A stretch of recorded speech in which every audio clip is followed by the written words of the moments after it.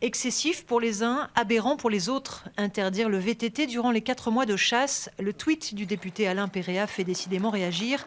Pour ces chasseurs aveyronnais, fidèles au Grand Causse, la cohabitation avec les sportifs, très fréquente sur les hauteurs de Millau, est avant tout une histoire de bon sens.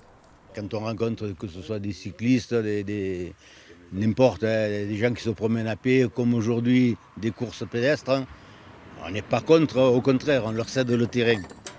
Alors que nous chassons que 2 jours par semaine hein, sur 6 mois de l'année.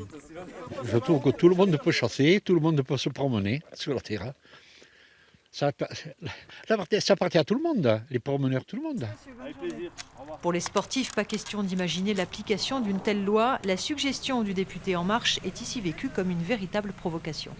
Pour nous, c'est vraiment profiter de la nature et interdire le VTT pendant les jours de chasse, c'est inenvisageable. Plutôt le contraire serait tout à fait plus logique.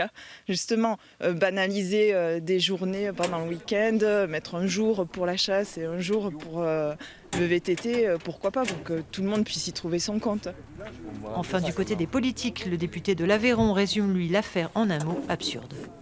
Qu'est-ce qu'on fera dans une société où on interdira les voitures parce qu'il y a des piétons, les vélos parce qu'il y a des motos, ou les motos parce qu'il y a des vélos, les vélos parce qu'il y a des piétons, mais on n'en peut plus, quoi. Il faut arrêter, donc je pense qu'il y a de la place pour tout le monde, il faut se respecter les uns les autres, être conscient des risques qu'on court soi-même et qu'on fait courir aux autres, être prudent, et puis c'est tout, et il n'y a pas de débat, donc arrêtons ça. Pour l'heure, aucune loi envisagée. Le député auteur du tweet a précisé vouloir simplement ouvrir le débat. Les 11 900 chasseurs d'Aveyron et les sportifs du secteur peuvent être rassurés.